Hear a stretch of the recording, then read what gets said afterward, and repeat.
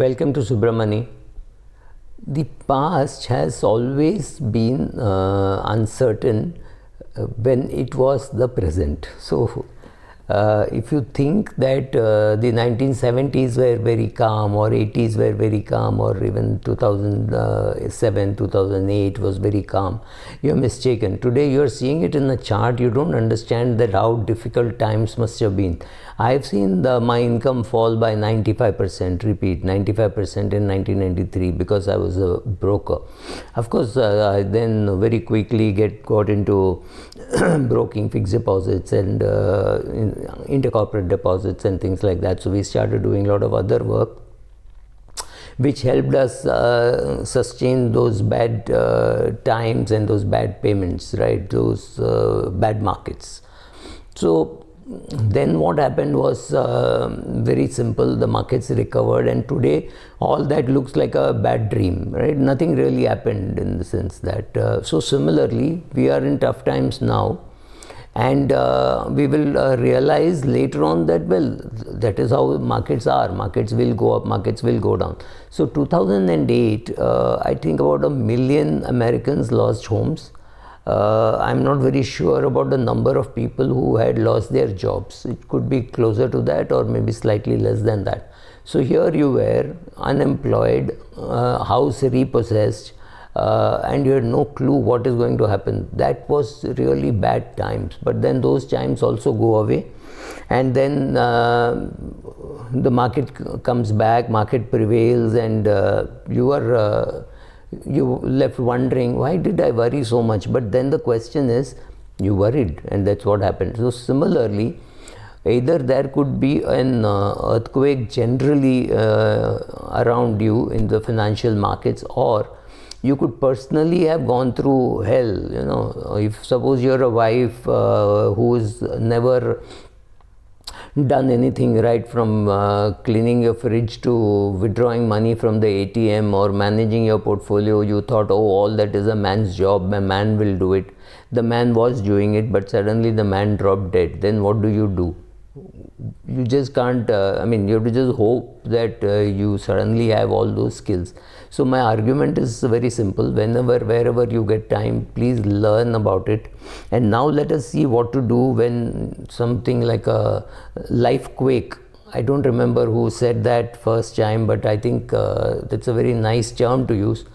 Also, if you see animal videos, you realize when an animal is uncertain, it first goes and tries to find a safety zone, right?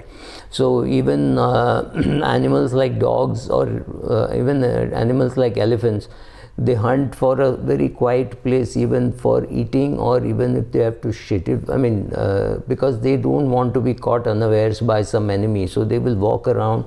The whole process is worth seeing, how they walk around to look for vibrations or something. When you film the whole thing, you realize, oh my God, this is such a difficult process. Maybe they don't want to be caught unawares. Maybe when they're passing stools, they may not be able to attack, so they don't want a tiger to pounce on them. So they are looking for signals around them, and then only they get into the process of doing what they're doing. But okay, sorry, I'm digressing. So you have been hit by an earthquake or a life quake. So what do? First, take stock of what is happening. There is something called an ultra short bond fund or a liquid fund. Put all your money there and don't take any decision, because you've just lost your spouse, you've lost your kid, or you've lost your job, or something major has happened and you think the world is about to come to an end. Remember the famous words, this too shall pass, right? This too shall pass. Times are never bad, then slowly it comes back. 1993 went, 1994, 95, 97, 2003 to 2007, there was a boom. Incomes went up dramatically. We were brokers, and obviously, needless to say, 2003 to 2007, we must have made a lot of money, right? So all that happened. So then you forget that in 1993 this had happened. So similarly, first is to chill. keep all your money with you. Don't invest at least for the next 2-3 months, 6 months, unless it's your brother, father, husband, somebody very close to you who is investing and has your good at heart. If you're dependent on an advisor, this is not a time to be investing, because it's very, very easy to sell you an expensive endowment plan just when somebody else has died.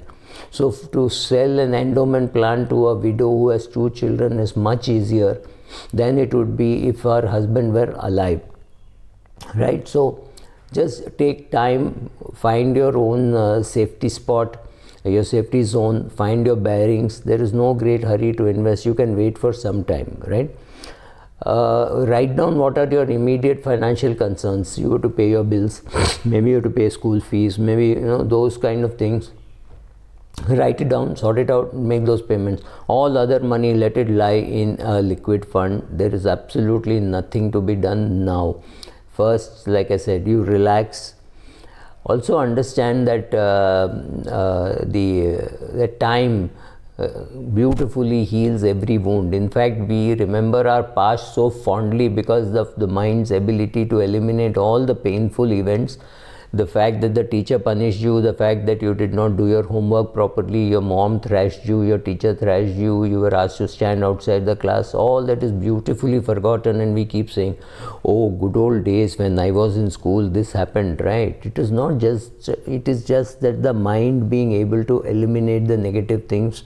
So think of time as a very beautiful time, as a balm, which is going to do this for you. It's an illusion, but it is only time which can do. Every wound has to heal, right? Learn to accept that you will feel off balance, because you can be in denial. I know people who have called out to their spouse one day after the funeral. The mind takes time to accept, so they'll call out their spouse and then they realize, oh my God, what am I doing? It takes me a lot of time to delete phone numbers of people who are dead. I know they are dead, I know they're not going to come back to life, but still takes me a long time before I delete their names, right? I still have names of people who died 3 years ago. You will feel off balance, you will be in denial, all those things will happen.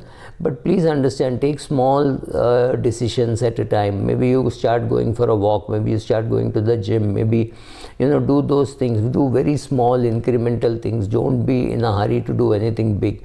Don't be in a hurry to sell one house and buy another house, right? Don't do any of those things. Just relax for some time. Some solutions may come to you, or some solutions may be created by you by taking a series of small steps, right? So do all those things, and by the time you are 3 months old, 6 months old, after the event, whatever be the event, maybe you lost your job and you found it, right? So any of those things can happen. So relaxing, not investing, not doing anything is very important for some period of your life. Maybe 15 days for an older person, maybe 6 months for a very young person, right? So take your time. There is no great hurry. Money will always find right opportunities. Thank you.